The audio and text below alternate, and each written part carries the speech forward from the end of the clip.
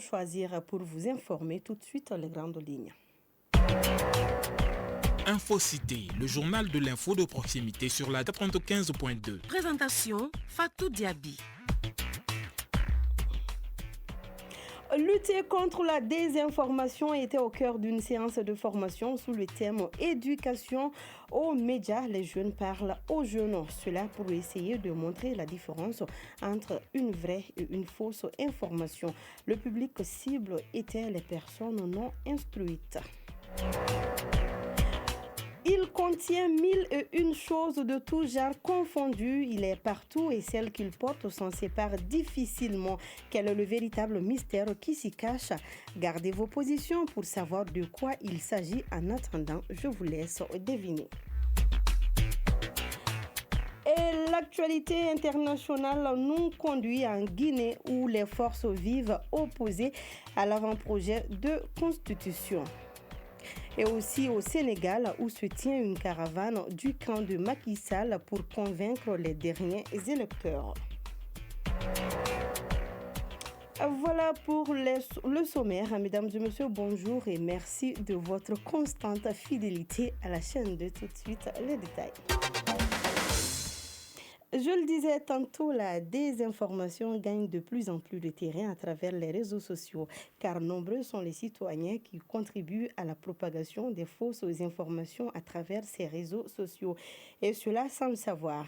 Éducation aux médias, les jeunes parlent aux jeunes. C'était autour de cette thématique que le Conseil communal de la jeunesse de la commune 3 vient d'initier une formation sur la désinformation au profit des jeunes, nous dit Amadou Sankare.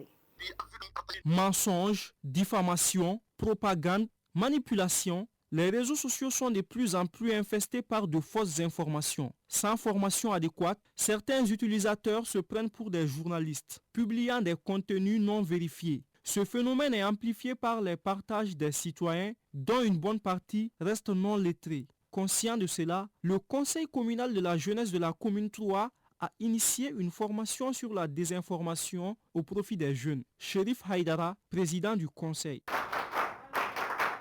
On a organisé cette conférence au profit des personnes illettrées pour en réalité leur permettre d'acquérir une certaine connaissance sur la désinformation, les méfaits, les causes et les conséquences de la désinformation. Le participant Mohamed Sangaré, menuisier sans formation académique, ignorait jusque-là la différence entre une fausse et une vraie information. Je ne faisais pas la distinction entre une vraie et une fausse information. Je me contentais de les partager sur les réseaux sociaux. Mais après cette formation, je vais désormais vérifier chaque information que je verrai en ligne grâce aux outils que j'aurai appris à utiliser. Contrairement à ce dernier, Naba Magasuba, jeune couturière n'ayant jamais fréquenté l'école, se montre plus prudente sur les réseaux sociaux. Je ne partage jamais une information sans la vérifier d'abord en consultant plusieurs pages.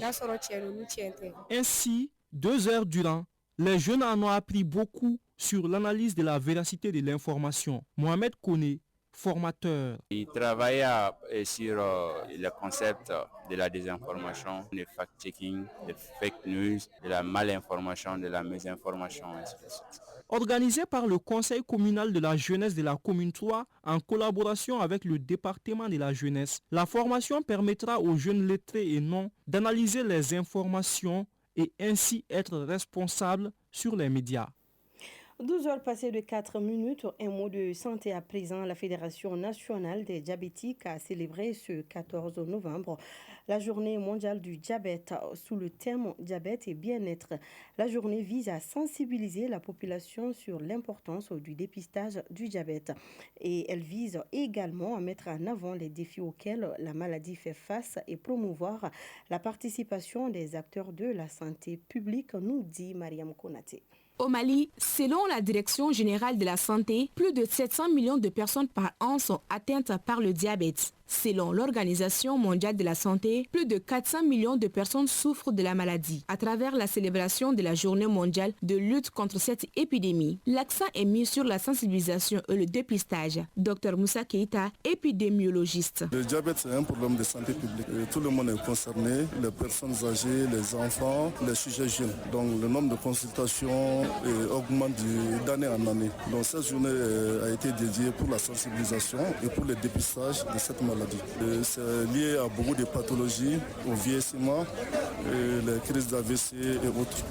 C'est pour sensibiliser la population et faire le dépistage. Célébrer cette journée, c'est appeler les uns et les autres à plus d'engagement pour freiner la chaîne de propagation. Youssouf Diallo, participant.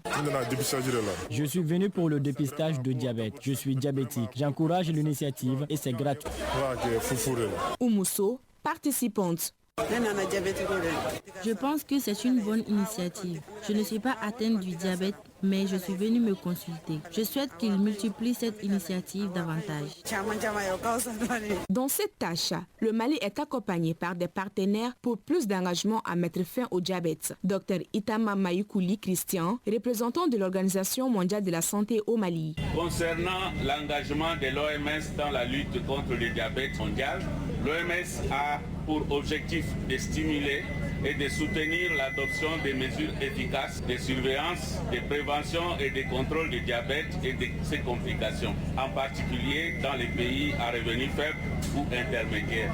La lutte contre le diabète est l'apanage de tout le monde et il urge de passer de la case de sensibilisation à la case dépistage au regard des chiffres de la Direction générale de la santé, avec plus de 5% des 20 millions de Maliens atteints de diabète.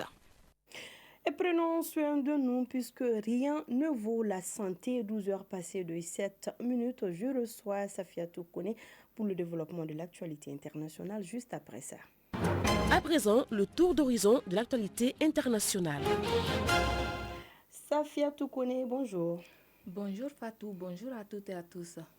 En Guinée, les forces vives opposées à l'avant-projet de constitution. Depuis la semaine dernière, le Conseil national de transition sillonne le pays pour mener une campagne de vulgarisation de la future loi fondamentale avant son éventuelle adoption par référendum. Mais la coalition des partis d'opposition et d'organisation de la société civile dénonce cette campagne déguisée de promotion et de justification de la candidature du général Mamadi Doumbia à la prochaine présidentielle. Et au Sénégal, une caravane du camp de Macky Sall pour convaincre les derniers électeurs. Tout à fait, une intercoalition de l'opposition réunie d'Amadouba et de l'ancien président Macky Sall tente de convaincre les électeurs alors que la campagne se termine ce vendredi.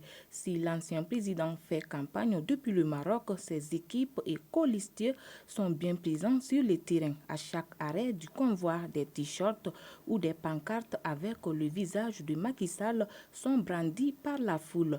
Pour eux, c'est l'ultime opportunité pour les candidats de rallier les électeurs à leur cause. Et pendant ce temps, en République démocratique du Congo, militaires congolais et ougandais font le bilan de l'opération conjointe contre le mouvement armé ADF. 2 semaines après un sommet entre le chef d'État de la RDC et celui de l'Ouganda, les responsables militaires congolais et ougandais ont fait un point sur l'opération conjointe Chouja, chargée depuis bientôt 3 ans de lutter contre le mouvement armé allié démocratique force qui sévit dans les provinces de l'Ituri et du Nord Kivu. Au même moment, aux Comores, la société civile plaide pour la participation de l'opposition aux élections législatives et communales. Ce vendredi marque la date limite de dépôt des candidatures pour les élections communales et législatives de janvier 2025. Cependant, la coalition opposition unie des Comores hésite encore à participer, estimant que les conditions du scrutin ne sont pas démocratiques. Certains des membres de l'opposition ont toutefois décidé de se lancer dans la course. De son côté, la société civile appelle à un engagement actif sur le terrain. Voilà Fatou, c'est ce que l'on pouvait retenir de l'actualité internationale. Merci beaucoup Safiatou Kone et retour à présent à la maison pour parler de cet autre titre de ce 12h. Safiatou, en tout cas, je vois que tu tiens un joli sac à main. Oui. Il contient quoi? Bon Fatou, il contient un gel de désinfectant et plein d'autres choses dedans aussi. Tel qu'il y a des chaînes. Je vois d'autres choses. Il y a même un portefeuille dedans. Sac à main de femme. Oui. Alors, vous avez compris, vous avez deviné, il s'agissait bien évidemment du sac à main des femmes. Nous allons ce midi jeter un œil à l'intérieur afin de découvrir cet univers quelque peu intime et mystérieux. Aïssatou Kone nous aide à y voir clair.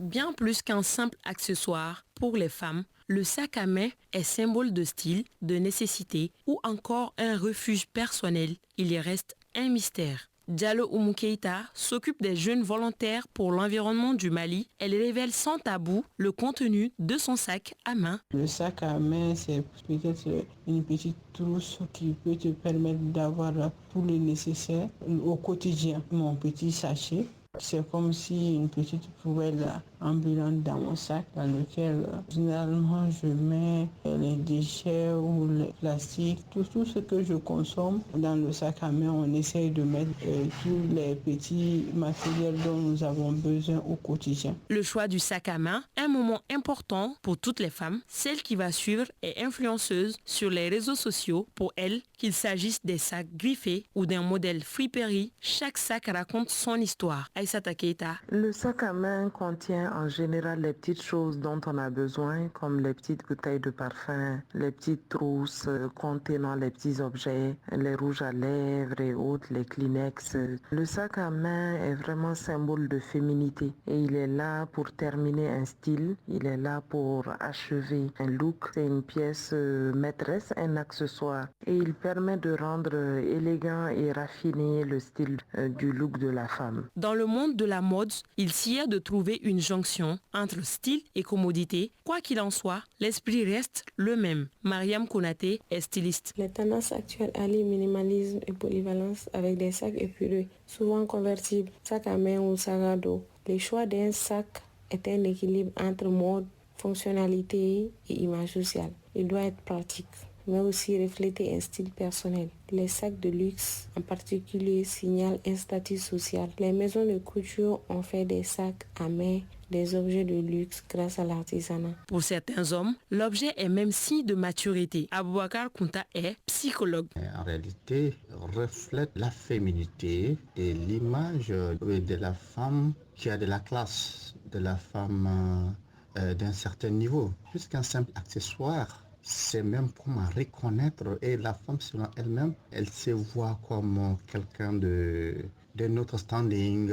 Ça rentre dans l'identité, dans la représentation de l'image de soi. Le sac à main demeure l'outil complice de toutes les femmes qui préservent leur intimité en toute discrétion. Voilà, vous avez désormais compris, les hommes évitez souvent de fouiller dans nos sacs à main parce que vous pouvez voir tout et n'importe quoi. Après ça, la page météo de ce journal.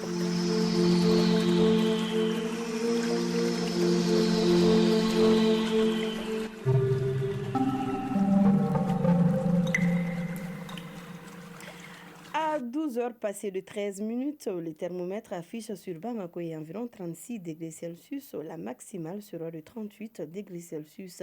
Le soleil, lui, se couchera à 18h passées de 6 minutes.